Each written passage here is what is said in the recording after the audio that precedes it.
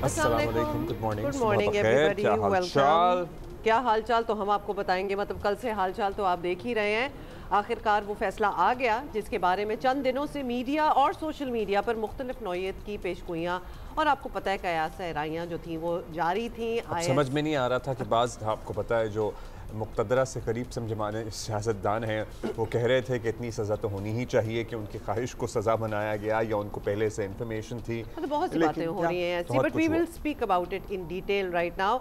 ISI के साबिक सरबराह और इमरान खान के करीब तरीन और बाएतमाद साथियों में शुमार होने वाले फैज़ हमीद, अब फैज़ हमीद हम कह रहे हैं आपको पता है ना, जनरल रिटायर्ड फैज़ हमीद की बात हो रही है जिनका वो टाइटल नहीं रहा, जनरल रिटायर्ड एनीमोर।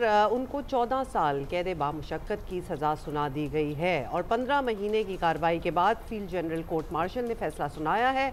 ISPR के मुताबिक मुल्ज़िम के खिलाफ सियासी सरगर्मियों में मुलव्वस होने, ऑफिशियल सीक्रेट एक्ट की खिलाफ वर्जी करने, इख्तियारात और सरकारी वसाइल के गलत इस्तेमाल और मुताल्लिका अफराद को नाजायज़ नुकसान पहुँचाने पर कार्रवाई की गई है। और लिटरली उनकी जो कार्रवाइयों की दास्तानें हैं जिन पे सज़ा हुई है वो टिप ऑफ द आइसबर्ग है। जाहिर है वो कहते हैं कि जो कार्रवाइयाँ या सियासी इंजीनियरिंग जिसका मौजूदा हुकूमत उन पे इल्ज़ाम लगाती है ये उन पे सज़ाएँ नहीं हुई हैं, क्योंकि उनका ये मौक़िफ़ था कि मेरे भी कोई बॉस थे और मैं तो ज़ाहिर है इदारे और बॉस की जो उस वक्त पॉलिसी थी उसी पर अमल पैरा था।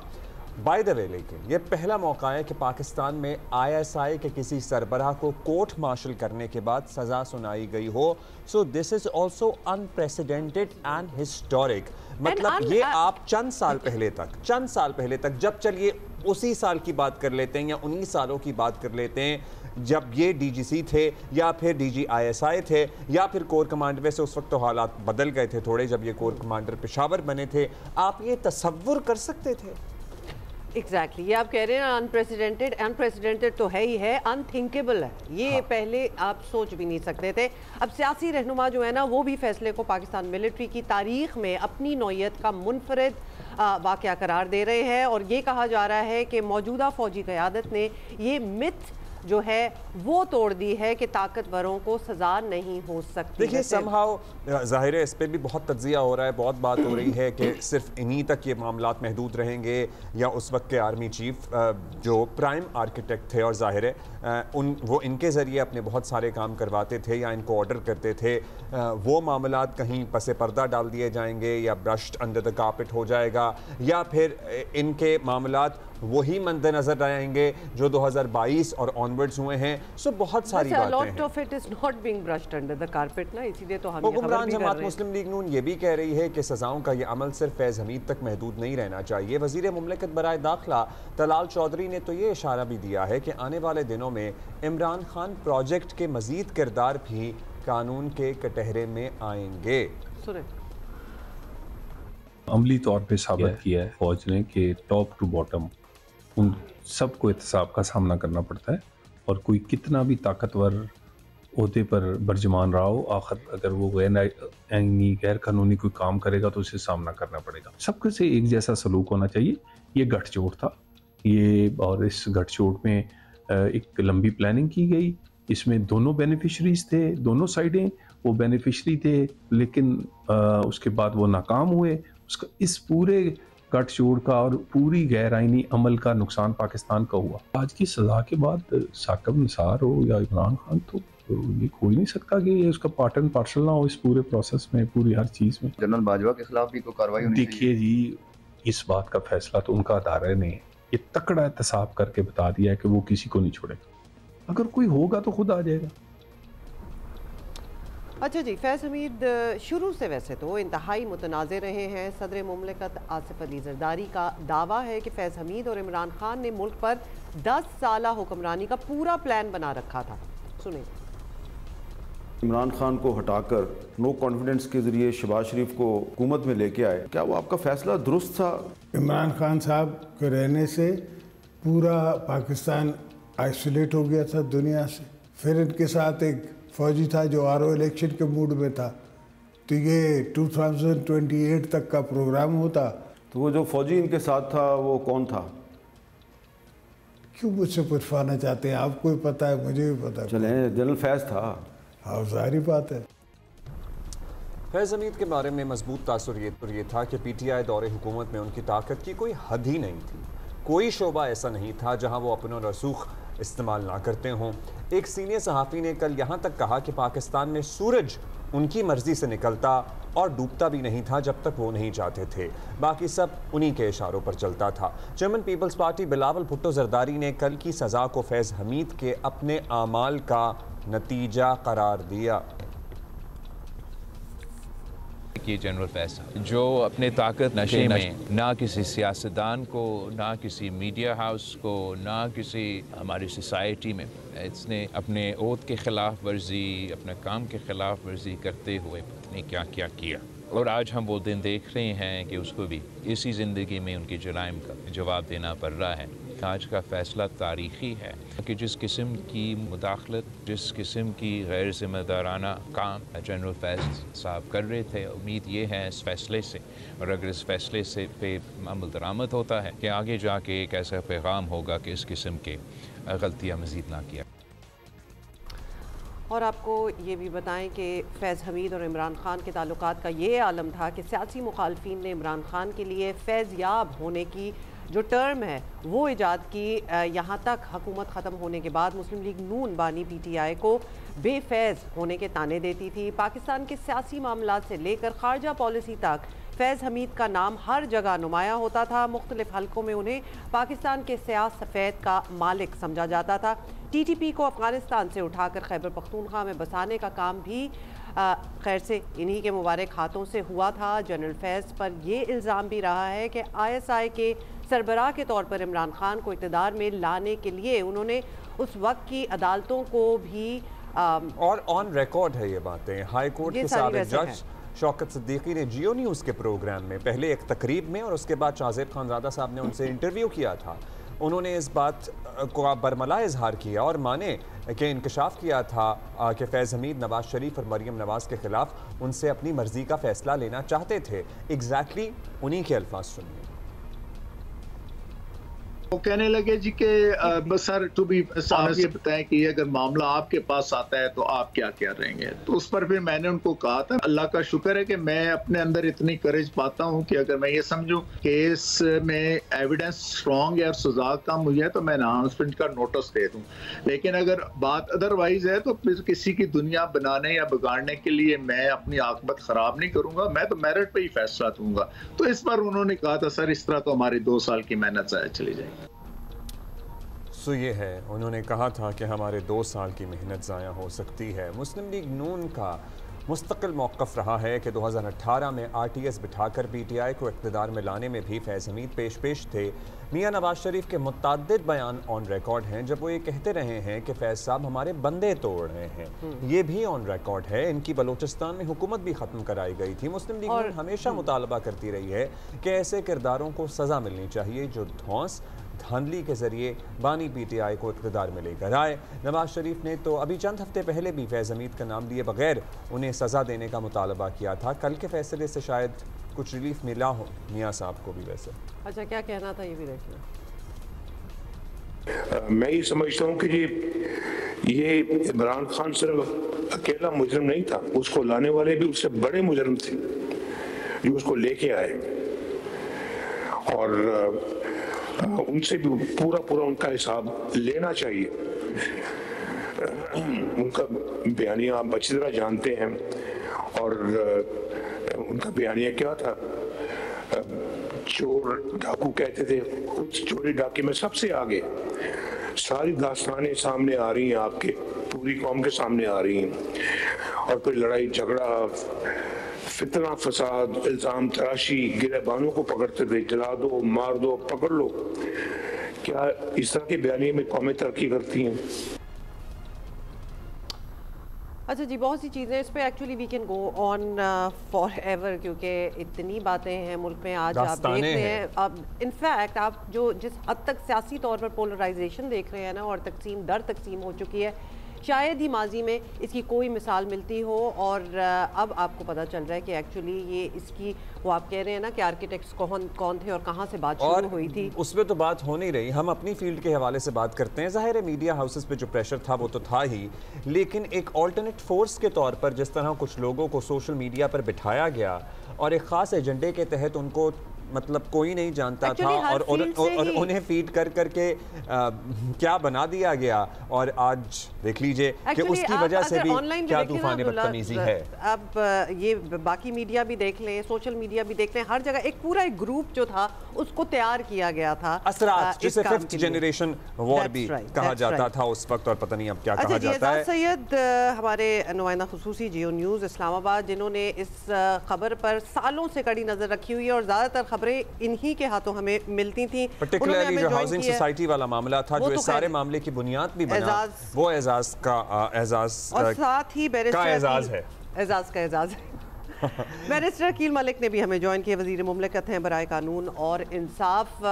बैरिस्टर साहब से बात शुरू कर लें। जी, बैरिस्टर साहब को जाहिर है उनके पास वक्त ज़रा कम है। बैरिस्टर साहब, सबसे पहले तो फैज़ हमीद को सज़ा जो है वो यकीनी तौर पर पाकिस्तान की तारीख का एक बहुत बड़ा वाक़या है, बड़ी अहम पेशरफ्त है, और इसीलिए हम इस पर बात भी करना चाह रहे हैं। मियां नवाज शरीफ ने कुछ दिन पहले कहा था कि इमरान खान को लाने वालों को भी सज़ा मिलनी चाहिए, उस वक्त हालांकि नाम नहीं उन्होंने लिया था। तो क्या ये वो सिलसिला शुरू होने जा रहा है? इसमें तो ऑब्वियसली फिर मजीद नाम भी होंगे, कुछ जनरल्स भी हो सकते हैं, जजेस भी, कुछ भी हो सकता है। बिस्मिल्लाहिर्रहमानिर्रहीम, सुबह बखैर, बहुत बहुत शुक्रिया। देखें, बिल्कुल ये एक तारीख़ी फ़ैसला है और इदारे ने अपने अंदर ख़ुद एहतसाबी का जो अमल शुरू किया है, ये वाकई लाके तहसीन है। ऑफ़ कोर्स इस चीज़ को देखने की ज़रूरत है कि जो एक न्याजी और फैज़ गठजोड़ था, जो नेक्सस था, वो अब खुल के सामने आ चुका, और बिल्कुल जो 4 काउंट्स हैं जिस पर उनको सज़ा हुई है, वाज़ेह तौर पर पॉलिटिकल एक्टिविटीज़ की बात है। और इससे आगे बढ़ के जो 9 मई के हवाले से जो चीज़ें सामने आ रही हैं, इंतशार फैलाने के हवाले से, जो ये गठजोड़ था, जो नेक्सस था, उसको भी आगे बढ़ाने के हवाले से जो पेशरफ्त हुई है, this will have far and wide reaching consequences and effects, जिसको आम फहम में कहें तो दूरस नताइज जो हैं इसके आएंगे और आए भी हैं। इस हवाले से मैं ये ज़रूर आपको कह सकता हूँ कि बिल्कुल जो लोग इसमें इन्वॉल्व रहे हैं उनका एहतसाब होना चाहिए, और इसमें कोई ऐसी बात नहीं है। लेकिन जहाँ तक इदारे के लोगों की अगर बात हो, वो अगर किसी फोर्सेस से मुंसलिक हो, तो ये इदारे का काम है। जिस तरह इदारे ने वाज़ेह तौर पे जो है एहतसाबी का अमल जो शुरू किया है, वो उनका अपना एक सेट प्रोसीजर है, वो इन प्लेस है। उसी हवाले से वो उसको आगे बढ़ाते हैं और उसको पाए तकमील तक पहुँचाते हैं, giving due consideration to due process और फेयर ट्रायल के जो तकाज़े हैं उनको मलूज़े खातिर रखते हुए। अब इस तमाम तर चीज़ में जो आगे जो कैरेक्टर्स इसके साथ एसोसिएटेड थे, बिल्कुल उनका एहतसाब होना चाहिए, और उनका एहतसाब हम उम्मीद करते हैं होगा भी। हुकूमत की तरफ से दावा ये किया जा रहा है अब इस फैसले के बाद कि फैज़ हमीद ने जो भी कहा या उनके जो भी मुकदमात है, अभी और भी मामला चल रहे हैं, जो प्रेस रिलीज़ है उसका आखिरी पैराग्राफ, उसके आखिरी 4 लाइनें बड़ी अहमियत की हामिल हैं, जिन पे देखते हैं क्या होता है। लेकिन आप लोगों का ये कॉन्फिडेंस है कि इमरान खान और तहरीक इंसाफ, जो बिला वास्ता इन सब कामों के बेनिफिशरी थे, उनके ख़िलाफ़ मज़ीद कार्रवाइयों के लिए ये सबूत काफ़ी होंगे। तो ये आपकी इंफॉर्मेशन है या आपकी एक्सपेक्टेशन है? देखें, बिल्कुल बादी नज़र में अगर देखें, प्रिमा फशाई जो एविडेंस अभी तक सामने आया है, और इसकी एक 2-3 वाज़ेह मिसालें आपको मिलती हैं, जो एक पॉलिटिकल एक्टिविटीज़ या इदारे को सियासी मामलात में धकेलना, उस वक़्त की हुकूमत, उस वक़्त के वज़ीर आज़म और उस वक़्त के जो सरबराह थे अपने ISI के फैज़ हमीद साहब, तो आपके सामने तो ये मिसालें मौजूद हैं। जब उनको कोर के लिए जाना था पेशावर कोर करने एज कोर कमांडर, तो उस टाइम जो है खान साहब की जो ज़िद थी और जो वजह थी, वो for reasons best known, of course वो भी सामने खुल के आपने देखी। इसी तरह जो दीगर हवाले से शौकत सिद्दीकी साहब की बात करें, फिर वहाँ पे जो फैज़ साहब आए उनके पास और फिर उन्होंने वो बात की और कहा कि जी हमारी 2 साल की मेहनत जो है वो ज़ाया हो जाएगी।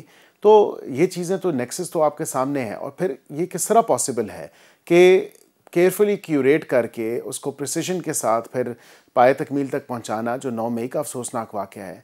200 से ज़ायद मकामात पे जो है लोगों को लेके जाना, प्री प्लानिंग के साथ लेके जाना, तो ये इदारे के अंदर ही का कोई इंटरनल जो मैकेनिज़्म हमें लगता है कि इंटरनल जो सपोर्ट थी वो इसी हवाले से फ़ाइज़ साहब की तरफ ही तमाम तर वो पॉइंटर्स हैं जो उन्होंने फ़राहम की, और इसको आगे जो इसका प्रोसेस है वो इदारे के अंदर दीगर जो इस हवाले से केसेस हैं concerning 9th May and other activities, of course वो उसको आगे बढ़ाएंगे। और बिल्कुल जो एक क्लियर नेक्सस नज़र आता है बाशमूल दीगर मुल्ज़मान जो 9 मई के हैं और उनका सरगना जो बानी PTI है, तो बिल्कुल ये क्लियर नेक्सस है और एक देवर इन कोहूट्स विद ईच अदर, एक दूसरे के साथ जो है वो कोहूट थे, और बिल्कुल मिलजुल के ये मनसूबाबंदी भी की गई और उसको फिर केयरफुली जो है प्रिसिशन के साथ उन्होंने बिल्कुल प्लानिंग के साथ उसको क्यूरेट करके फिर वाज़े तौर पे वो तमाम तरफ अफसोसनाक चीज़ें की भी।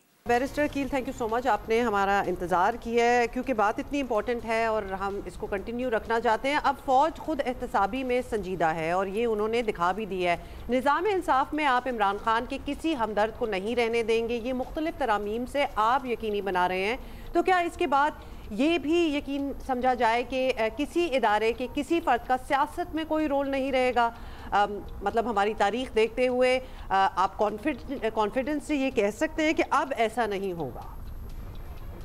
जी देखें, जहाँ तक आपने बात की कि इमरान खान के हमदर्द, तो ये कोई शौक़ से काम नहीं हो रहा। इमरान खान के हमदर्दों की बात नहीं है, बात यह है कि इमरान खान ने अपनी पॉलिटिकल नेफेरियस डिज़ाइंस को मीट करने के लिए इदारे को सियासत में धकेला और इदारे को सियासत में इस्तेमाल करने की कोशिश की और किया भी, जिसकी वाज़ी चीज़ें और सबूत आपके सामने हैं। जहाँ तक आपने बात की कि इस तमाम तर मामले के ऊपर हमारी तारीख़ को देखते हुए, तो मेरे ख़्याल से वाज़िब एक पैगाम जो है इदारे की तरफ से है और उन्होंने ये मिसाल और एग्ज़ाम्पल ख़ुद सेट की है कि अपने अपने दायरा कार में रहते हुए, अपने अपने कॉन्स्टिट्यूशनल फ्रेमवर्क और कंस्ट्रेंट्स में रहते हुए हर इदारे को काम करना है, और इदारा किसी भी सियासी मदाखलत या सियासी जो एक्टिविटीज़ है उसमें पार्टेक नहीं करेगा। और ये एक वाज़िब जो है एक तौर पे ये बात कही गई है और की गई है और अपने अमल से की गई है।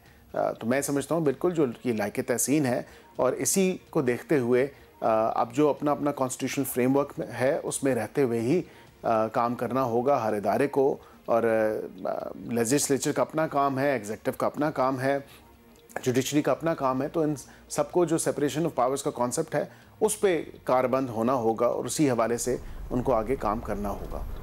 चलिए जी, बहुत शुक्रिया। एजाज सैयद हमारे नुमाइंदा खुसूसी बड़ी देर से हमारा इंतज़ार कर रहे हैं।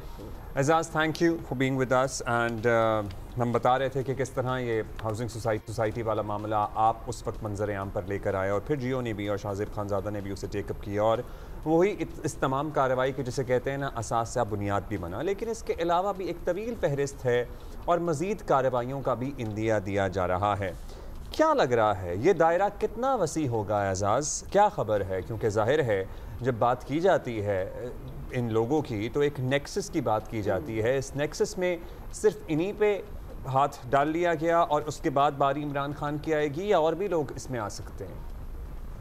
अब्दुल्ला और हुमा, ये जो नेक्सस बताया गया है इसमें इनिशियली इस केस में तो कुछ और ऑफिसर्स भी थे जिनको गिरफ्तार किया गया था और उनके बारे में इतलात बाद में आई थी कि उन्होंने स्टेटमेंट दी थी फैज़ हमीद साहब के खिलाफ, और उसी स्टेटमेंट की वजह से जो कि इनके अपने साथी जिनको तस्वर किया जाता था उनकी स्टेटमेंट एक बड़ा वाइटल रोल अदा किया इस सारे केस के अंजाम तक पहुंचने में।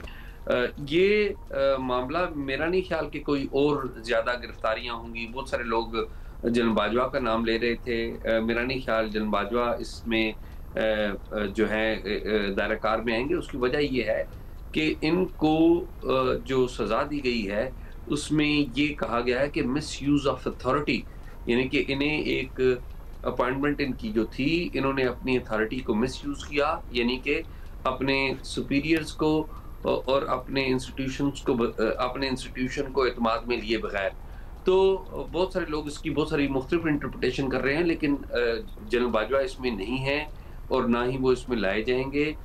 इनके ऊपर ये केस था और इन्हीं के हवाले से ये सज़ा सुनाई गई है। अच्छा एजाज, एक बात आपसे और पूछनी है। जाहिर है उस वक्त प्राइमरीली जो इनके प्राइम ईयर्स थे उसमें इनका निशाना पीटीआई के अलावा दीगर तमाम सियासी जमातें थीं, लेकिन मौलाना फजलुर रहमान ऑन रिकॉर्ड हैं, गालिबन नदीम मलिक साहब को इन्होंने इंटरव्यू दिया था और वो ये कह रहे थे कि उस वक्त पीटीआई की हुकूमत के खिलाफ नो कॉन्फिडेंस मोशन को डिज़ाइन करने या फिर प्लान करने या फिर दीगर सियासी जमातों को क्या करना है ये बताने वाले भी ये और जनरल बाजवा थे। इसको कितना डिग इन कर पाए हैं मुख्तलिफ लोग, क्योंकि अगर ऐसा है तो फिर everybody has kind of taken advantage of his authority and his power और इनका अपना एट देयर ओन टाइम्स इनका and in their own ways. Switch भी नजर आ रहा है कि एक साइड एक तरफ वो उधर भी थे और फिर इधर के लिए भी काम कर रहे थे, मतलब इसको एक्सप्लेन करें। देखिए, पहली बात तो ये है कि आज जितने भी सियासी रहनुमा जनरल फैज़ हमीद के खिलाफ बयानात दे रहे हैं और बहुत सारे बड़े प्रोमिनेंट जो जर्नलिस्ट हैं वो भी बड़े बाहर निकल के कह रहे हैं कि फैज़ हमीद साहब ने मुझ पे ये जुल्म किया था, हम पे ये जुल्म किया था। ये तमाम वो लोग हैं, आप जाके फैज़ हमीद साहब से मुलाकातियों की लिस्ट देख लें, ये तमाम के तमाम लोग इनसे मिलते रहे। आज फैज़ हमीद साहब के खिलाफ फैसला आ गया है, ठीक है, बिल्कुल एक कानून के मुताबिक मिलिट्री ने जो कुछ किया उसको मैं नहीं गलत कह रहा, वो ज़ाहिर है उनका एक अपना तरीकाकार है, लेकिन ये जो लोग तनकीद कर रहे हैं जनरल फैज़ हमीद के ऊपर, ये तमाम वो लोग हैं जो जब ये पावरफुल थे ये जाके उनसे मुलाकातें किया करते थे। आप नाम लेते जाए, मैं नाम आपको बताता जाऊंगा, जर्नलिस्ट के नाम लें, आप सियासतदानों के नाम लें, ये तमाम लोग इनके साथ लाइनों में लगे होते थे। और ये जो अभी जो फैसला हुआ है ये इनकी मिसयूज ऑफ अथॉरिटी के ऊपर हुआ है और ये शायद ये कार्रवाई ना होती अगर टॉप मिलिट्री जो लीडरशिप है वो उसके ऊपर नोटिस ना लेती या टॉप मिलिट्री लीडरशिप इसमें फैसला ना करती कि हमने इनके खिलाफ कार्रवाई करनी है। तो इशू ये है कि माजी में दो जो फॉर्मर ISI चीफ्स हैं उनके खिलाफ कार्रवाई हुई, एक मिलिट्री के अंदर हुई, वो जनरल जयाउद्दीन ख्वाजा थे जिन्हें जनरल मुशर्रफ ने गिरफ्तार कर लिया था और वो इलीगल और अनकॉन्स्टिट्यूशनल था इसलिए कि मुल्क में आइन को ताराज कर दिया गया था। और फिर जनरल जयाउद्दीन ख्वाजा के साथ बहुत एक अफसोसनाक जो वाकयात उनके साथ हुए, उनको गिरफ्तार कर लिया गया, उनके जो तमाम जो फैसिलिटीज थी दी गई थी वो छीन ली गई। दूसरा जो वाकया था वो जनरल असद दुरानी के खिलाफ हुआ था, जो 14 करोड़ केस में वो खुद उन्होंने एक बयान दिया था। और तीसरा वाकया ये हुआ है जो फौज ने एक कार्रवाई की है और मिसयूज ऑफ अथॉरिटी का। अच्छा एजाज, आपने जी अभी जो पहले कहा है कि जब ऑब्वियसली बहुत से लोग थे जिसमें सहाफ़ी भी थे और जब ये पावरफुल थे बड़े और इनसे मुलाकातें होती थी, सिर्फ मुलाकातें तो किसी को इम्प्लिकेट नहीं कर सकती बिकॉज जो पावर पोजीशन में होता है उससे सारे मिलते ही हैं फॉर वॉट एवर रीज़न। तो फिर अगर कार्रवाइयाँ होनी है, आपको क्या लगता है कार्रवाइयाँ किस तरह आगे जाएंगी? बिकॉज लोग तो ऑब्वियसली मिलते ही हैं, उसमें तो कोई बुराई नहीं है। देखिए हुमा, बुराई इस मामले में है कि हमारे पास लोग जो बाहर आके कहते हैं कि जी सिविलियन सुप्रीमेसी होनी चाहिए, मुल्क में जमहूरियत होनी चाहिए। अगर आपने सिविलियन सुप्रीमेसी और मुल्क में जमहूरियत जनरल फैज़ हमीद साहब से मिल के करनी थी और उनकी हिदायत पे करनी थी तो फिर तो होके रही, ये तो नहीं होता। बात यह कि आप उनसे मिल के हिदायत लेते रहे, आप उनसे मिल के जो वो कहते थे वो करते रहे, तो उनके जुर्म में पार्ट एंड पार्सल तो फिर आप भी थे। और आज जब वो गिरफ्तार हो गए हैं तो आज आप बाहर निकल के किसी को खुश करने के लिए आप ये बताइएगा, आपको लग रहा है कि अब इनको सजा तो हो गई है फैज़ हमीद को, अब वो एज अ गवाह भी आ सकते हैं? बिकॉज ऑब्वियसली जो इन्फॉर्मेशन इनके पास है और जो नाम है और किनके साथ क्या राब्ते रहे और किसी ने क्या ऑर्डर्स लिए और उनको इम्प्लीमेंट किया, तो सबसे बड़े गवाह तो ये खुद बन गए ना। इसी से जुड़ा क्योंकि हमारे पास वक्त कम है। जी इन्होंने नाम दिए, इन्होंने जो केस था उसमें 90 के करीब लोगों के नाम दिए थे और हैरान कुन आप देखिए मामला, उसमें जो नाम इन्होंने दिए थे कि जी इनकी गवाही के लिए वो आएंगे, उसमें सारी जमातों के लोग थे, PTI के लोग भी थे, नून लीग के लोग भी थे, पीपल्स पार्टी के लोग भी थे और लोग भी थे, और गवाही देने के लिए सिर्फ 3 बंदे आए, सिर्फ 3 बंदे आए, 90 बंदों के नाम दिए थे।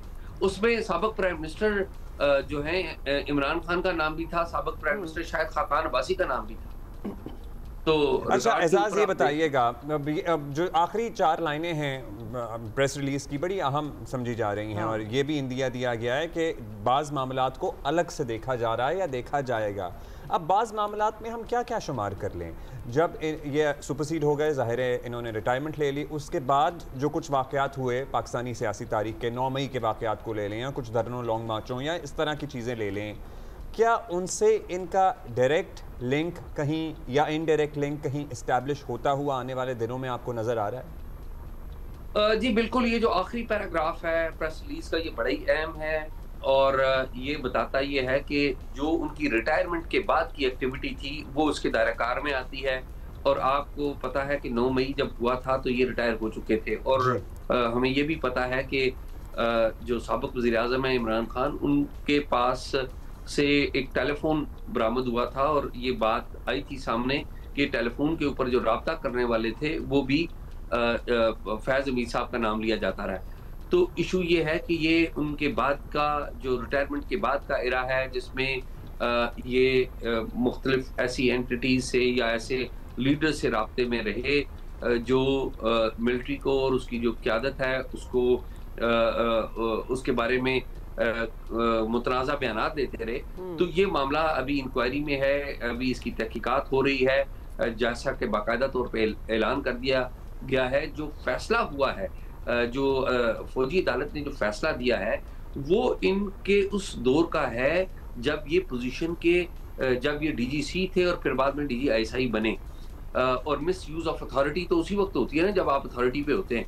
अब जो अगली कार्रवाई है वो मेरे ख्याल में हमें जो बताया जा रहा है वो ये है कि वो 9 मई के जो मामलात हैं उनको देखा जा रहा है, और 9 मई का जो मुकदमा है आपको पता है उसमें साबिक वज़ीर-ए-आज़म इमरान खान भी शुरू में जो हमने टिप ऑफ द आइसबर्ग कहा था, this is definitely turning out to be that. Ejaz thank you, that's all the time we have. बहुत डिटेल्स हैं जो आपसे मिली हैं in the coming few days. अच्छा, ये प्रॉब्लम ये हुई है कि मुख्तलिफ एयरपोर्ट से ना मुल्क के जो भी फ्लाइट्स जा रही हैं अंदरूने या बैरून मुल्क जा रही हों, वो परवाज़ें मुख्तलिफ रीजंस की वजह से मनसूख हो रही हैं या ताख़ीर का शिकार हो रही हैं। We need to find out what's going on. हाँ, we need to find out what's going on. और मुतअद्दिद परवाज़ें कल भी मुतासिर हुई हैं, इस्लामाबाद एयरपोर्ट पर, लाहौर पर, कराची में, सखर, गवादर, काफ़ी, और मौसम भी कोई इतना ख़राब नहीं है। और तो अभी लाहौर में उस लेवल की धुंध नहीं पड़ रही है कि जिसकी वजह से फ़्लाइटें चलती ही नहीं थी। हमारे साथ मौजूद हैं हमारे नुमाइंदा खुसूसी अफजल नदीम डोगर साहब। डोगर साहब, क्या अपडेट है गुज़श्ता 24-48 घंटों की फ़्लाइटों की? देखिए, आज जैसे कि 2 कैंसलेशन हैं, कराची तुरबत की 2 अप डाउन की फ़्लाइट्स हैं, और इसके अलावा वो हैं नॉर्मल हैं, लेकिन जो डिले है वो काफ़ी ज़्यादा सीरियस है कि आज इस्लामाबाद से अगर हम देखें तो 13 घंटे का डिले है, हाईएस्ट जो फ़्लाइट एक है, और इसी तरीके से लाहौर से भी 14 घंटे का डिले है इंटरनेशनल फ़्लाइट्स का। तो आज तकरीबन 34 के करीब फ्लाइट 14 घंटे, तो जिसने आगे कनेक्टिंग कोई सफ़र करना है वो तो बर्बाद हो गया। हाँ, आमतौर पर जो ये हमारा सऊदी अरब का जो वो है ज़्यादातर उस पर डिले होता है, तो वहाँ इस कदर ज़्यादा यानी कनेक्टिंग नहीं होता। दुबई वगैरह का तो चलता है, लेकिन बहरहाल 4-5 घंटे तक तो नॉर्मल डिले है। जो कैंसिल रीज़न, देखिए, कैंसिलेशन की 2-3 वजह हैं। 2 हमारे पास जो ATR जहाज़ हैं कौमी एयरलाइन के पास, वो 2 हैं। एक चलता है इस्लामाबाद से गिलगित, इस्लामाबाद सखर, इस्लामाबाद इस रूट के ऊपर, वो अगर टेक्निकल हो गया किसी दिन तो आपकी 6-7 फ़्लाइटें वो पूरी की पूरी कैंसिल होगी। लाइक एक कराची में ATR है, वो सुबह जाता है कराची से गवादर, फिर दोपहर को जाता है वो कराची तुरबत, शाम को जाता है वो कराची सखर। तो अगर वो उसमें टेक्निकल हो गया तो वो भी तकरीबन 6-7-8 फ़्लाइटें वो बन जाती हैं जो कैंसिल हो जाती हैं। लेकिन इसके अलावा जो एयरलाइंस का हम इशूज़ हैं इस वक्त, वो मुख्तलिफ एयरपोर्ट्स के जो कैंसिलेशन करते हैं वो अपने थोड़ा सा बिजनेस पॉइंट ऑफ व्यू से करते हैं। अगर उनका कोई टेक्निकल हो गया कोई भी एक जहाज़ किसी एक एयरलाइन का, तो वो इंटरनेशनल कभी भी कैंसिल नहीं करते। कोशिश होती है उनकी इंटरनेशनल, डोमेस्टिक तक ही रखेंगे। वो डोमेस्टिक को कैंसिल करते हैं। एक तो फ़ायदा उनका ये हो जाता है कि डोमेस्टिक कैंसिल करने से कि जो बाकी जो फ़्लाइट्स चलती हैं उनके रेट बहुत हाई हो जाते हैं। अगर आप बात करें अभी नॉर्मली, तो हम अलग से बात करते हैं अभी डोगर साहब, मतलब इससे तो सभी मुतासरीन हैं, लेकिन एक सवाल उससे पहले, रेट पे आने से पहले, लोग कहते हैं जी बास फ्लाइटें ओवर बुक कर रही हैं या फिर वो पहले से आगाह नहीं करती डिले है ताकि मर्ज करके उड़ाया जाए तमाम मुसाफिरों को। मतलब 3 बजे की फ्लाइट और 6 बजे की फ्लाइट को साथ कर देंगे। जो एयरपोर्ट पे ख्वार होने वाला एलिमेंट है ना वो बहुत बढ़ गया आजकल। तो बैठे हैं वो यही वजह है ना कि अगर एक जहाज टेक्निकल हो गया उनका, कराची से मसलन एक जद्दा की फ्लाइट भी है, दुबई की भी है और एक कराची से लाहौर की भी है, तो वो लाहौर को फारिग कर देंगे। तो वो लाहौर वाले क्या करेंगे? लाहौर वालों को मर्ज करेंगे, उनको कैंसिल करेंगे, घर भेज देंगे, दूसरा करेंगे। दो तरह का फायदा ले रहे हैं ना उससे। एक तो इनका मसला हल हो रहा है, दूसरा ये होता है कि उसका जो रेट बढ़ जाता है। अब आप देखेंगे नहीं तो डोगर साहब यानी प्रॉब्लम कोई नहीं होती, ये फैसला किया जाता है जस्ट फॉर दिस रीजन कि दिस इज नॉट हमारे लिए ये लुक्रेटिव नहीं है, तो हम ज़्यादा है कि बाहर भेजें। मैनेजमेंट इशू जो हम लिखते हैं ना, इंतजामी मामलात का एक लफ्ज़, वो यही होता है। तो डिसाइड करते हैं कि भाई ये तो डोमेस्टिक है यार, छोड़ दो इसको दुबई, क्योंकि रेट हाई। ये चीज़ है। अच्छा, वन वे टिकट अगर आप देखें, एक एयरलाइन जो लो कॉस्ट है उसका 19,000 या 18,000 रुपए का, कराची लाहौर, कराची इस्लामाबाद का भी कर। लेकिन यही रीजन है ना, इस रीजन को करके फिर वो चले जाते हैं हाईएस्ट उसके ऊपर। तो अब आप 60,000 रुपए से कम आपको टिकट नहीं मिलता ऐसी 40,000 to 60,000 rupees Lahore to Karachi one way ticket चल रहा है। अब कराची लाहौर की जो हमारा वीकली फ्लाइट्स हैं, आप सोचें कि 64 फ्लाइट्स डेली की हैं, वीकली हैं, लेकिन कभी भी इतनी फ्लाइट्स ऑपरेट नहीं की थी। एक या दो इस एयरलाइन की, एक या दो इस एयरलाइन की। अब हमारी कौमी एयर की है वो डेली लाहौर की, जो इस वक्त जो फ्लाइट उड़ती है वो कैंसिल जा रही है। फेयर्स की बात होती है, फिर सीजन भी तो देखिए ना क्या जा रहा है, तो ये भी और उसके अलावा भी बहुत ज़्यादा। Sorry, that's all the time we have. Dogar साहब, thank you. So this is what is happening. अच्छा, एक इंपॉर्टेंट बात और जिसमें हम बात भी करेंगे, बानी PTI से अडियाला जेल में मुलाकात का कल एक और दिन गुजर गया। किसी पार्टी रहनुमा को इमरान खान से मिलने की इजाज़त नहीं मिली और हुकूमत इमरान खान से मुलाकात की पाबंदियों के फैसले पर ना सिर्फ सख्ती से कायम है, बल्कि वो PTI से किसी किस्म के मुज़ाकरात या इंगेजमेंट को भी तैयार नहीं है। तो this is what is happening. और वज़ीर आला KP ने कल 10वीं बार 10th टाइम बानी से मुलाकात की कोशिश की, लेकिन नाकामी का सामना करना पड़ा। उन्हें दाखिल ना से ही वापस लौटना पड़ा। फैज़ हमीद को सुनाई जाने वाली सज़ा के बाद तासुर उभर रहा है कि 9 मई के केसेस के फैसले भी अभी जल्द आ जाएंगे। फैज़ हमीद के फैसले में सियासी मिली भगत, सियासी इश्तिहार अंगेज़ी और अदम इस्तेहकाम जैसे अल्फाज का इंतखाब किया गया है। अंदाज़ा किया जा सकता है कि पहले से दबाव की शिकार तहरीक इंसाफ की मुश्किलात शायद मज़ीद बढ़ने वाली है। सेनेटर फैसल वाडा भी इसी तरफ इशारा कर रहे हैं। ये इब्तदा है, अभी 9 मई के केसेस बाकी हैं कि अभी 9 मई रहता है। ऐसे सारे इश्यूज जिसमें इन्होंने तबाही मचाई, फैज़ हमीद ने मुल्क को नुकसान पहुंचाया, रियासत को नुकसान पहुंचाया, सियासत को नुकसान पहुंचाया, जमहूरियत को नुकसान पहुंचाया, अदलिया को नुकसान पहुंचाया, मुझे आप जैसे लोगों को तबाह और बर्बाद किया, मीडिया को रूल करने की कोशिश की। तो अब जो बानी और जो पॉलिटिकल पार्टी इसके साथ इन्वॉल्व की, स्पेशली 9 मई, वो उसका अपनी एहतसाब का अमल जारी है। तो जब आप अपने को नहीं छोड़ेंगे और जो बुनियाद पाकिस्तान में रख दी गई है सजा और जजा की कि पाकिस्तान से बड़ा किसी का बाप नहीं है अब, और जब आप अपने इदारे की अकाउंटेबिलिटी करते हैं जिसके अंदर ही जो जज कोई किसी किस्म की लेवरेज या कोई चीज छोड़ी नहीं जाती इंसाफ के तकाजों के अंदर, चाहे वो एनिमी हो या जो कटहरे में खड़ा हो कटहरे के बाहर हो, उसके बाद अगर ये सीक्रेट एक्ट का फैसला है तो 9 मई का फैसला भी उसका ट्रायल चल रहा है। अच्छा जी, साथ ही आपको बताएं कि फैज़ हमीद की सज़ा के बाद तहरीक इंसाफ की तरफ से बहुत मुहतात रवैया इख्तियार किया जा रहा है। वज़ीर आला खैबर पख्तूनख्वा सुहेल आफरीदी का रद्द अमल बता रहा है कि वो मामले की नज़ाकत को समझ रहे हैं। उन्होंने फ़ैसले को इदारे का अंदरूनी मामला करार दिया है। तहरीक इंसाफ बज़ाहिर इस फैसले से ख़ुद को अलग रखने का तासुर दे रही है। देखिए जी, फैज़ हमीद साहब जो हैं एक इदारे का मुलाजिम था। अगर उस इदारे में जो है उनको किसी बात पर सजा दी गई है तो ये उनका अंदरूनी मामला है, और जब सियासी मामले पर बात होगी तो फिर इंशाल्लाह हम भरपूर जवाब देंगे। कई सियासी रहनुमा समझ रहे हैं कि फैज़ हमीद को मिलने वाली सज़ा के मुल्की सियासत पर भी असरात नज़र आएंगे। गवर्नर खैबर पख्तूनख्वा फैसल करीम कुंडी तो यहाँ तक कह रहे हैं कि बानी PTI आसमान से नहीं उतरे, 9 मई में मुलव्विस हुए तो उन्हें भी सज़ा होगी। उधर द न्यूज़ के एडिटर इन्वेस्टिगेशन अंसार अब्बासी की रिपोर्ट भी बता रही है कि PTI में कई लोग मुस्तकबिल की तस्वीर देख रहे हैं। वो समझते हैं कि फ़ौजी क़यादत के बारे में इमरान खान के अहल खाना को रवैया बदलना पड़ेगा। रिपोर्ट के मुताबिक तहरीक इंसाफ की क़यादत को वाज़ेह पैगाम दे दिया गया है कि इनफ इज़ इनफ, फ़ौज मुखालिफ मुहिम बिल्कुल बर्दाश्त नहीं की जाएगी। लग यही रहा है कि मौजूदा हालात में तहरीक इंसाफ के पास ऑप्शंस ख़त्म ना सही लेकिन सुकड़ते ज़रूर जा रहे हैं और सियासी बका के लिए कहीं ना कहीं इसे अपनी हिकमत अमली पर नज़रसानी करने पड़ेगी और शायद ये हो भी रहा हो। So we are going to find that out right now. अच्छा जी, शबीर यार हमारे साथी मौजूद हैं। रियालत बाहर जो भी हो रहा होता है, जो धरना, एहतजाज, पुलिस का एक्शन, ये हमें बताते हैं। शौकत यूसुफ से भी हमारे साथ हैं, उनसे भी पता कर लेंगे कि डिस्टेंस कर रहे हैं अपने आप को या क्या हो रहा है। Let's talk to Shabir Arfar. अच्छा शबीर, बताइएगा कल क्या हुआ? जी अब्दुल्ला, कल 10वीं मरतबा वज़ीर आला KP सुहेल आफरीदी अडियाला जेल आए हैं और वहाँ पर एज पर रूटीन जो है वो बैठे रहे कुछ देर और पुलिस अफसरान से उनका मुकालमा हुआ। ये जो रोज़ का मामूल है, तो उसके बाद वो वहाँ से चले गए मीडिया से गुफ्तगू करके। लेकिन 2 दिसंबर की जो मुलाकात हुई है उस्मा खान की इमरान खान साहब से, उसके बाद जो सूरत हाल बनी है उसमें अब मुलाकात का इम्कान तो कम नज़र आ रहा है किसी की मुलाकात हो, और हुकूमती हल्के भी कह रहे हैं कि अब मुलाकातें बंद है, किसी की मुलाकात नहीं होगी। बैरिस्टर गौहर खान साहब ने, उनके साथ दीगर सीनियर लीडरशिप ने ये कोशिश की थी कि मुलाकातें हों और अगर उस तरह से जो मामूल की मुलाकातें उस तरह से ना हो, लेकिन किसी न किसी की मुलाकात हो। लेकिन जो उनकी कोशिशों के नतीजे में मुलाकात हुई 2 दिसंबर को, उसके बाद जो कंट्रोवर्सी, जो इल्ज़ामात का सिलसिला शुरू हुआ और उसके बाद तो ये हमें भी लग रहा था कि अब मुलाकात होना नामुमकिन है। लेकिन जो हुकूमत ने स्टैंड लिया है उसके बाद, तो उसको देख के भी लगता है कि कोई मुलाकात अब होना मुमकिन नहीं है। इसी तरह जो मुंतकिल करने की बात हो रही थी, उस पे क्या वाकई गौर हो रहा है कि यहाँ से कहीं शिफ्ट कर दिया जाए?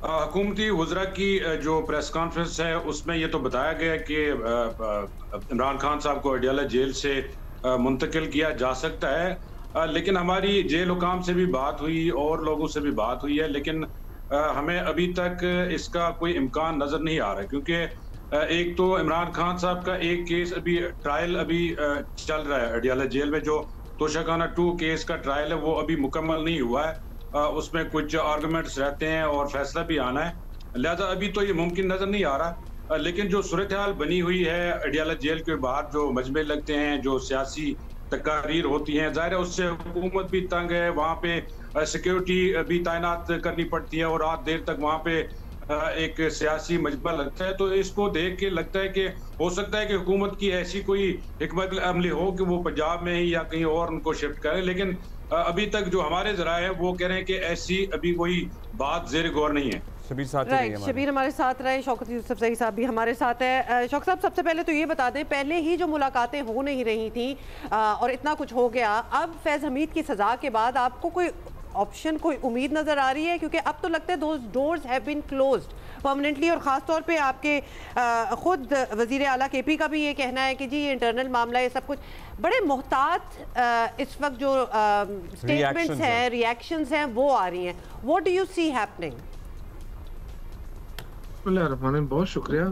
नहीं तो इसमें क्या शक है कि फैज़ हमीद एक फौज का मुलाजिम था और उनके खिलाफ जो फौज ने एक्शन लिया है, तो इसमें ये पार्टी का इसमें ये भी तो कोई शक नहीं है कि खान साहब और फैज़ हमीद बहुत क्लोज थे और कोई इसमें they wouldn't even mince words. एक वक्त था जब वो एक दूसरे के काफ़ी करीब भी थे, तो वो इतना अंदरूनी मामला है, लेकिन बहुत सी चीजें इम्प्लीकेट भी करती हैं। और बिल वास्ता या बिला वास्ता उनके सारे कामों का बेनिफिशियरी PTI और इमरान खान ही थे। जी देखिए, जब आप हुकूमत में होते हैं ना, तो फिर सारे इदारे आपके साथ होते हैं। ये कहना कि जी उनके बड़े क्लोज थे होंगे, क्लोज का मतलब ये तो नहीं है ना कि पार्टी मेंबर थे।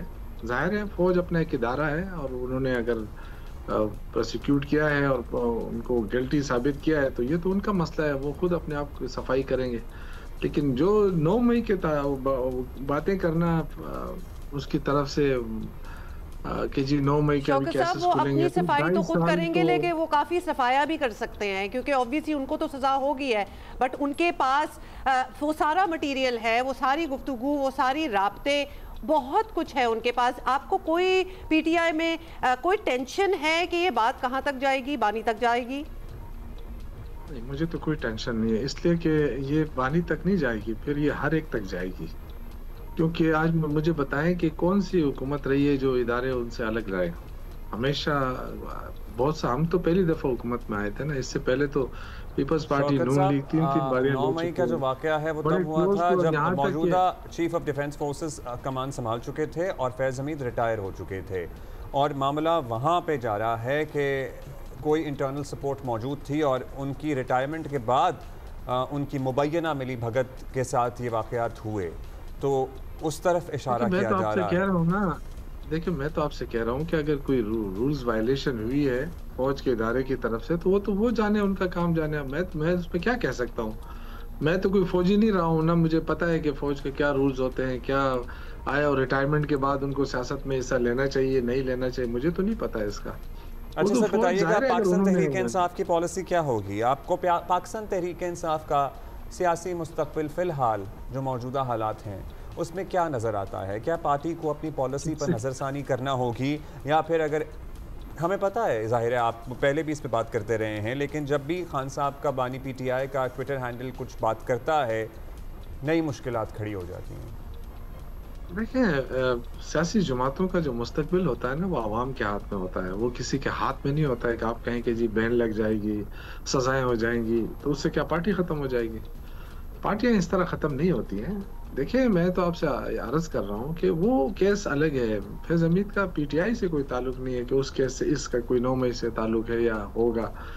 जो उनका अपना कंडक्ट था वो जाने और इदारा जाने, बाकी जो सियासत है, सियासत में देखें हर सियासी लीडर से गलतियां भी होती हैं। आपने देखा होगा पीपल्स पार्टी नून लीग हर 2 साल 2.5 साल बाद हुकूमतें उनकी ख़त्म होती रही हैं और करप्शन की बुनियाद पे ख़त्म होती रही। जो भी आया उन्होंने ये इल्ज़ाम लगाया कि जी करप्शन पे हमने ख़त्म किया, लेकिन कोई 1 रुपया साबित कर सका, 1 रुपया वसूल कर सका? तो ये तो देखें ड्रामे होते हैं, चलते रहते हैं और एंड देखना पड़ेगा, क्योंकि इस वक्त जो मुश्किल हालात होती है ना, हर सियासी जमात के ऊपर मुश्किल हालात आए हैं। आज नून लीग, इससे पहले नवाज शरीफ के ऊपर जो हालात थे आपने देखा, उनको सजाएं भी हुई सब कुछ, और आज फिर वो सियासत के अंदर इन है। तो ये तो होता रहता है, लेकिन मैं ये समझता हूँ कि इससे जमहूरियत को नुकसान नहीं होना चाहिए, लेकिन इस वक्त मुल्क को जमहूरियत को बहुत शदीद नुकसान पहुँच रहा है। जिस तरीके से जो अवामी देखे ना, जिस पार्टी के साथ लोग खड़े हो ना, अवाम खड़े हो, तो आप उसको इतनी आसानी के साथ ख़त्म नहीं कर सकते हैं। सजाएं हो सकती हैं, इसमें कोई वो नहीं है, लेकिन आप इससे ज़्यादा कुछ नहीं कर सकते। अवाम की हिमायत नहीं छीन सकते हैं। इस वक्त अवाम जो है वो इमरान खान के साथ है। अब ये कहना कि जी क्यों नहीं निकल रहे हैं, तो जो जुल्म और बर्बरियत पंजाब के अंदर हो रहा है, तो उसमें ये जो बेचारे लोग हैं, ये तो वोट देने के लिए तो ठीक है, लेकिन कोई इसमें कोई जंग की ट्रेनिंग करके तो नहीं आया ना, क्या कि पुलिस के सामने खड़े हो जाए। आप कह रहे हैं कि जमहूरियत को नुकसान नहीं होना चाहिए, तो जब मुस्लिम लीग नून के रहनुमाओं को सजाएं दिलवाई जा रही थीं और नवाज शरीफ कहते थे कि फैज़ हमीद हमारे बंदे तोड़ रहे हैं और हर तरह की सियासी इंजीनियरिंग हो रही थी to bring PTI into power, उस वक्त जमहूरियत को फ़ायदा हो रहा था? देखिए ये तो बहस हो जाएगी। 2018 में जो हमारे साथ जो कुछ हुआ, 2018 में हमारी सीटें बहुत ज़्यादा थी, क्योंकि इमरान खान की मकबूलियत उस वक्त पीक पर थी। हमारी सीटें कम की गई। ये आप ज़रा अगर इन्वेस्टिगेट कर लें तो आपको पता चल जाएगा कि हमारी कहाँ से सीटें कम की गई और उसको कंट्रोल किया गया। फिर उसके बाद हमें कहा गया कि जी हुकूमत बनाए, हम आपको लोग देते हैं, और फिर उन्होंने जो लोग दिए वो फिर आपने देखा कि एक ड्राम करके वो तख्ता गिरा दिया कि जी अब वापस आ जाए। तो ये मैंने जैसे आपसे कहा ना कि पॉलिटिकल पार्टियों को सीखना चाहिए ये सारी चीज़ें कि उनके साथ क्या मैनेवरिंग होती है। पहले हमारी सीटें कम की गई, फिर हमें कहा कि हुकूमत बनाने के लिए ये लोग इत्तेहादी बना लें, और वही इत्तेहादी फिर हमें छोड़कर भी चले गए। तो मेरे ख्याल से हमें तो ये सबक मिल गया है, लेकिन बदकिस्मती से नून लीग और पीपल्स पार्टी ये सबक नहीं सीख रही है ना। जी शौकत साहब, आपकी बात सुन के ज़रा कॉन्फिडेंस भी मिल रहा है, क्योंकि आपको टेंशन नहीं है, ऑल्दो हमें ऐसा नज़र आ रहा है, और ख़ास तौर पे जनरल फैज़ की सज़ा के बाद, और इस बात पे भी जब इसरार किया गया कि ये बात यहाँ तक ख़त्म नहीं हुई, मज़ीद लोग भी हैं, मज़ीद इन्वेस्टिगेशंस भी होंगी, आप लोगों की बानी से मुलाकात भी नहीं हो पा रही, हमें ऐसा लग रहा है जैसे वो दायरा जो है वो टाइट हो रहा है, बट आप बड़े कंफर्टेबल लग रहे हैं। तो क्या आपको ऐसा पता है जो शायद आप हमारे साथ शेयर करें? हिकमत अमली क्या है, क्योंकि आप काफ़ी कॉन्फिडेंट नज़र आ रहे हैं, विच इज़ गुड। तो क्या सोचे आगे क्या करना? नहीं देखें, हम सियासी लोग हैं ना, हमारी जो हार जीत जो है वो आवाम के हाथ में होती है, अल्लाह के हाथ में होती है, फिर आवाम के साथ होती है। तो आवाम हमारे साथ खड़ी है। अब देखिए मैंने आपसे कहा ना कि अच्छा वक्त बुरा वक्त आता रहता है, लोग आते हैं जाते हैं। इसको आप अच्छा वक्त कह रहे हैं या बुरा कह रहे हैं जो इस वक्त हो रहा है? नहीं, देखिए इतना अच्छा भी नहीं है क्योंकि हमारे लीडर जेल के अंदर है, जाहिर है। और लेकिन आपने देखा है कि बड़े सख्त वक्त भी देखे हैं। जब भुट्टो साहब को फांसी हो रही थी उस वक्त भी मैं काफ़ी बड़ा था, मतलब आई थिंक कि मैं 7वीं 8वीं जमात में पढ़ता था। उस वक्त मेरे वालिद साहब पीपल्स पार्टी के बड़े करता धरता थे। और तो मुझे वो वक्त याद है कि जब सज़ा हो गई तो लोगों ने कहा पीपल्स पार्टी ख़त्म हो गई, लेकिन पीपल्स पार्टी ख़त्म नहीं हुई। और यही वजह होती है कि जब आपकी जड़ें आवाम के अंदर हो ना, तो फिर ये खौफ नहीं होना चाहिए। बाकी तो देखें आपका कंडक्ट है, अगर आप कोई करप्शन में मुलविस हैं सर, अगर बानी पीटीआई को कहीं और मुंतकिल किया जाता है तो पार्टी की क्या स्ट्रैटेजी होगी? आपका वैसे राब्ता होता है पार्टी के दीगर रहनुमाओं से? मैं उस पर आ रहा हूँ। देखें, पहली बात तो ये कि मुझे इसलिए टेंशन नहीं है कि इमरान खान के ऊपर कोई करप्शन नहीं है, अल्हम्दुलिल्लाह। ना उन्होंने करप्शन की है, ना उनको कोई मानता है कि ये करप्ट है। बाकी इल्ज़ामात हैं, लगे हैं। इंशाल्लाह ये इल्ज़ामात भी एक वक्त आएगा, अल्लाह करे ये हमारी अदालतें आज़ाद हो जाएँ, हमारे सिस्टम जो है वो क्लियर हो जाए, तो ये इतनी बड़ी बात नहीं है। बाकी मुलाकातें ना कराना, अब ये आप देखें कि किस कानून के तहत उनकी मुलाकातें रोकी जा रही हैं। एक सीएम को 10वीं मरतबा वापस कर दिया गया। अब ये तो देखें खुली जो ताकत का इस्तेमाल है वो हो रहा है। अगर आप ताकत के इस्तेमाल को एक तरफ रखें तो कानून आइन तो ये नहीं कह रहा है कि आप कैदियों से मुलाकातें बंद करें। हाँ, ये आप कह सकते हैं कि जी वो सियासत ना करे, ठीक है सियासत ना करे, लेकिन सियासी बात तो कर सकते हैं। क्या नवाज शरीफ साहब जब जेल में थे तो बिलावल भुट्टो साहब जाके उनसे 2-2 घंटे मुलाकातें करके मुशावरत नहीं करते थे? फिर एहसन इकबाल साहब मिल के बाहर आके ब्रीफिंग नहीं देते थे? वो सारी चीज़ें मेरे पास तो वीडियोस भी मौजूद है उनकी कि जी अभी हम आए हैं, मुलाकात की है नवाज शरीफ, उन्होंने हमें ये कहा वो कहा, तो हिदायत दी है हमें। फिर इसके बाद वो जब यहाँ से चले गए लंदन, तो यहाँ लंदन जाते थे लोग उनसे मुशावरत करने। तो ये सियासी अमल होता है। लेकिन ठीक है, इस वक्त ये सख्ती कर रहे हैं, इनका ये ख्याल है कि हम इमरान खान से मुलाकातें बंद कर देंगे तो लोग मायूस हो जाएंगे। लोग मायूस नहीं हो रहे हैं, लोगों के अंदर गुस्सा आ रहा है। ठीक है जी, गुस्सा आ रहा है। शबीर, ये बताइएगा, आप मुलाकातें तो नहीं हो पा रही, केसेस का क्या इस वक्त प्रोसेस है? केसेस की कार्रवाई और हेयरिंग भी रुकी हुई है? अच्छा, केसेस के हवाले से बात करने से पहले मैं आपको बताऊं कि जनरल फैज की जो सज़ा है, इसके हवाले से इमरान खान साहब का जो मौक़िफ़ रहा है, जो हमारी मुलाकातें हुई हैं उनसे या जो केसेस में हम जाते रहे, हमने जब भी उनके सामने ये सवाल रखा है तो उन्होंने हमेशा जनरल फैज को डिफेंड किया है। और उन्होंने बल्कि यहाँ तक कहा है कि वो हमारा असासा थे, हमारे काबिल अफसर थे। और उन्होंने ये भी कहा कि जब वो वज़ीर आज़म थे तो वो उनको हटाना नहीं चाहते थे उनके ओहदे से। और जब जनरल फैज की गिरफ्तारी अमल में लाई गई तो उस वक्त भी उन्होंने कहा कि ये गलत किया जा रहा है और इनका ओपन ट्रायल होना चाहिए। और बल्कि उन्होंने कहा कि जनरल फैज के साथ साथ जनरल बाजवा का भी ट्रायल होना चाहिए। लिहाजा ओवरऑल जो इस वक्त पीटीआई की जो पोजीशन है इस मामले पर, एक तो वो डिफेंसिव है, दूसरा जो उनके सोशल मीडिया हमायती हैंडल्स है वो भी कल से डिफेंसिव हुए हैं, वो इस पर कोई ज्यादा बात नहीं करते।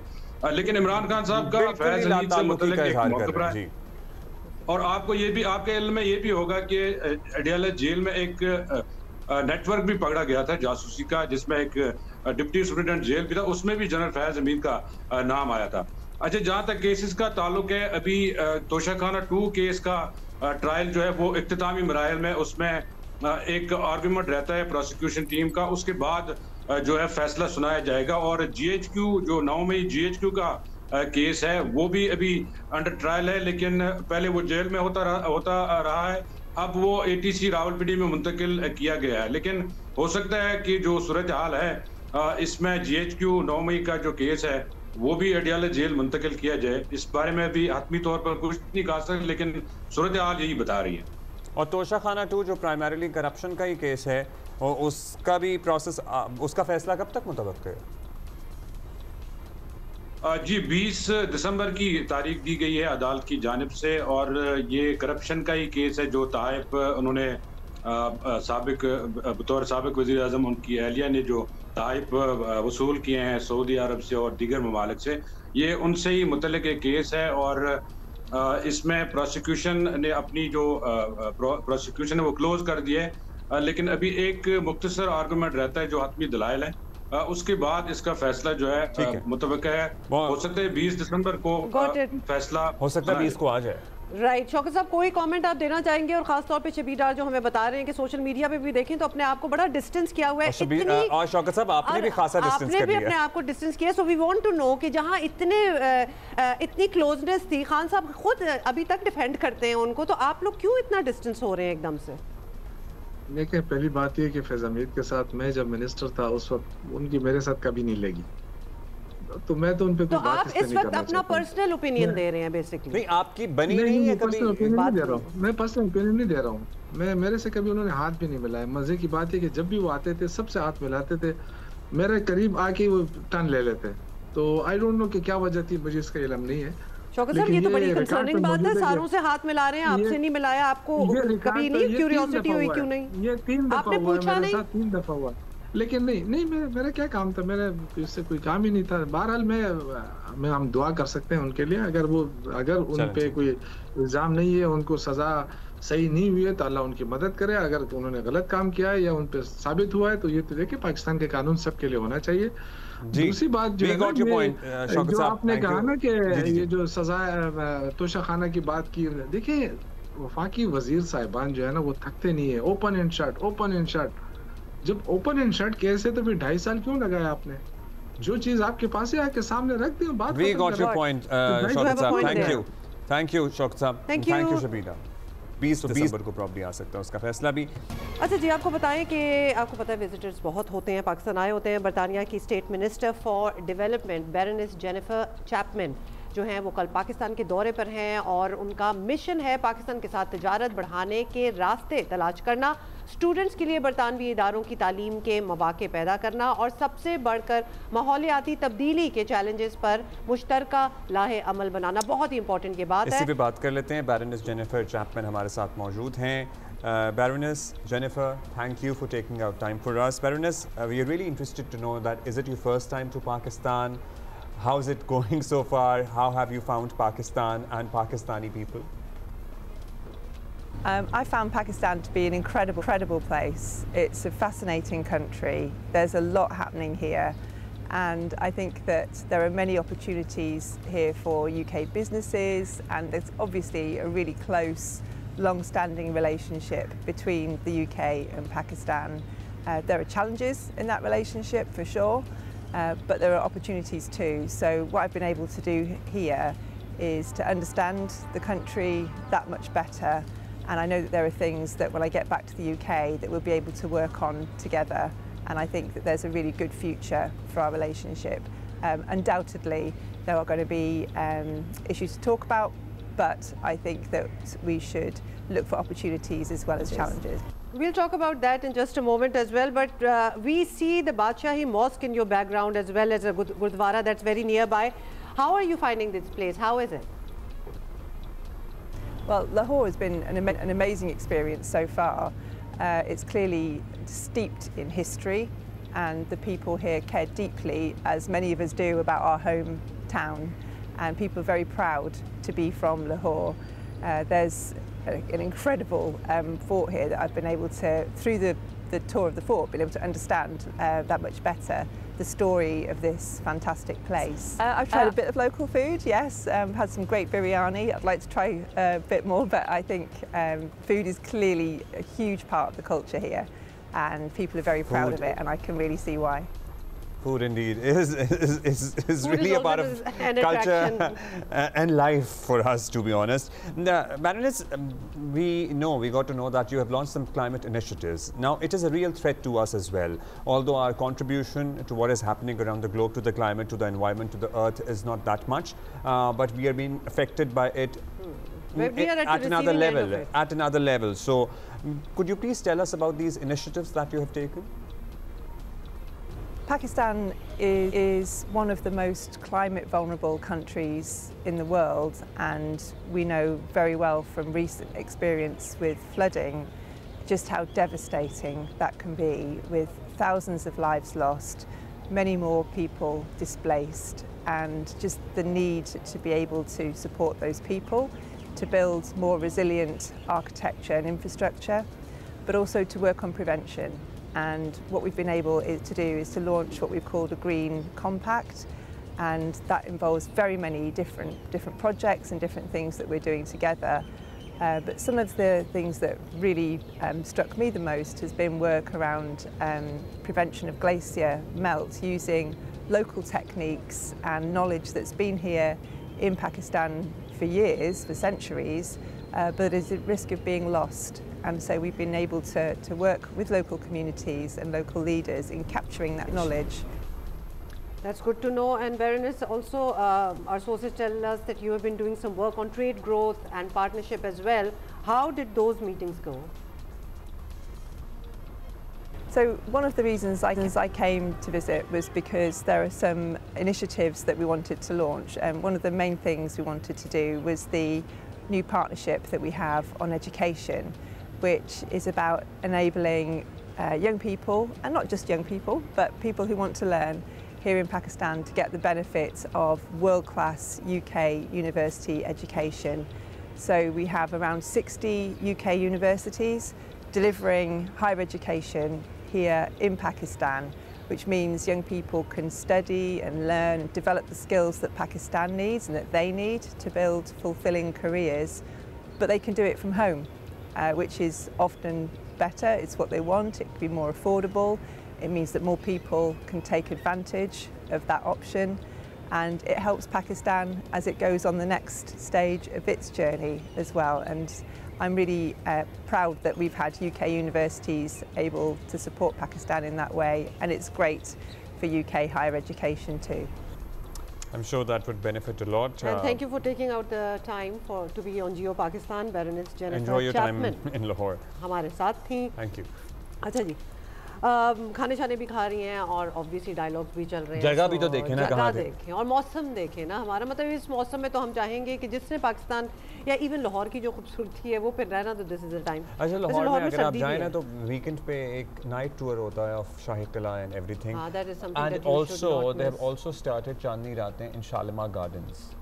So I've always been fascinated by the beauty of Shalimar Gardens, and I always thought कि ये literally एक film का set लगता है garden, but now it has, you can see it in all its glory at night. अच्छा, चूंकि आपने film की सेट की बात कर दी है तो कुछ गाने शाने दिमाग में आ गए जी. आज पाकिस्तान के एक ऐसे गुलकार की सालगिरह है जिसने कई ज़बानों में पॉप गाने गाए, उर्दू, पश्तो, पंजाबी. पहले तो कभी कभी गम था. अच्छा जी, कल जो फैसला आया फैज़ हमीद से मुताल्लिक़, उस बारे में ही कंटिन्यू करेंगे डिस्कशन. हाफिज़ एहसान अहमद साहब हमारे साथ मौजूद हैं, माहिर कानून.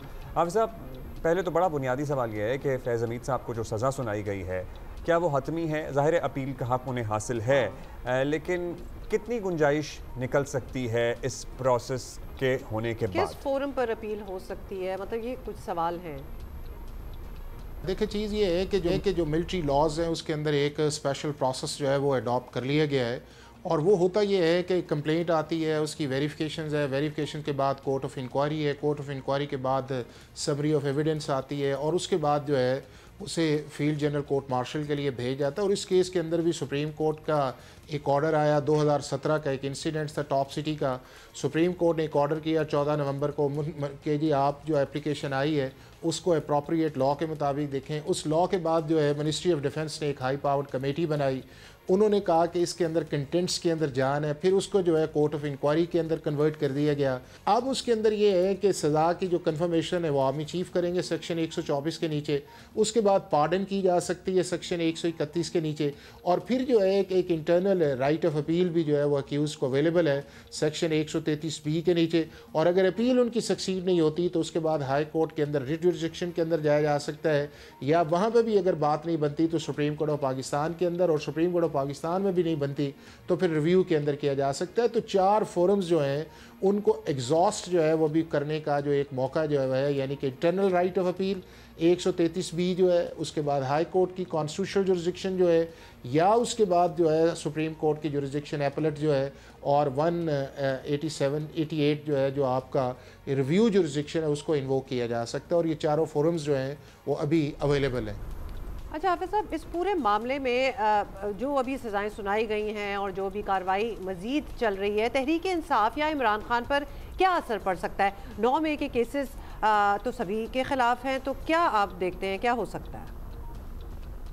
देखें चीज़ ये है कि जो अभी आपके सामने एक तो ये है कि मेरा ख्याल है कि पीटीआई ने as a political party distance किया था जनरल फैज़ के कोर्ट मार्शल के ऊपर भी, और अभी भी मेरा ख्याल है उन्होंने अपने आप को डिस्टेंस किया। बट बुनियादी चीज़ ये है कि क्या फॉर्मर डीजी ISI का रोल उस आफ्टर रिटायरमेंट के बाद जो था वो पॉलिटिकल था, या उस पॉलिटिकल कोऑर्डिनेशंस के अंदर, फैसिलिटेशंस के अंदर या एडवाइस के अंदर ऐसी चीज़ें हुई हैं कि जिससे पाकिस्तान के अंदर एक लॉ एंड ऑर्डर की सिचुएशन आई है, या मिलिट्री इंस्टॉलेशन है, या और भी बहुत सारी चीज़ें मुमकिन हो सकता है जो कभी एविडेंस जो आएगी सामने आएगा, तो उसके अंदर फिर जो भी उस कनेक्शंस के अंदर आएगा, चाहे वो PTI के जो वर्कर्स आएंगे या उसके बाद लीडर्स हैं, या ये है कि फॉर्मर प्राइम मिनिस्टर की अगर किसी तरह की कोऑर्डिनेशंस बनती है उस चीज़ के अंदर, तो डिपेंड करता है कि इस केस के अंदर जो 26B के अंदर एक कन्विक्शंस आई है उसके अंदर किस लेवल की एविडेंस जो है उसे कॉन्फ्रंट करके जो फील्ड जनरल कोर्ट मार्शल्स ने रिलाई किया है, और उसकी फर्दरेंस के लिए जो एक ऑनगोइंग ISPR की प्रेस कॉन्फ्रेंस के अंदर भी आया है उसको किस तरह लीड करके आया जाता है। तो मेरा ख्याल है कि टाइम विल टेल कि किस लेवल की जो है वो पॉलिटिकल एक्टिविटी या इन्वॉल्वमेंट थी और उसका कॉन्सिक्वेंस निकला है, और उसका कॉन्सिक्वेंस जो है वो फर्दर मिलिट्री लॉज के नीचे उसका क्या निकलेगा। तो मेरा ख्याल है कि बहुत जल्द ये टाइम जो है ये चीज़ें जो है अनफोल्ड होना शुरू हो जाएंगी। बहुत शुक्रिया हाफिज़ हसन अहमद साहब, माहिर कानून, हमें बता रहे थे कि क्या क्या चीज़ें हो सकती हैं। इट इज़ मतलब बहुत सी बातें हो रही हैं, maybe it is still too early to find out कि एग्जैक्टली आगे क्या होगा।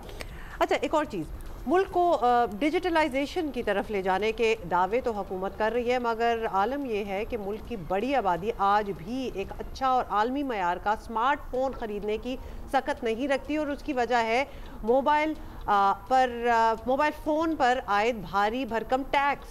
मतलब ये टैक्स का एक क्वेश्चन मार्क है ना कि आप ऑलरेडी एक फ़ोन खरीद रहे हैं, महंगा हो या सस्ता हो। Is not a luxury.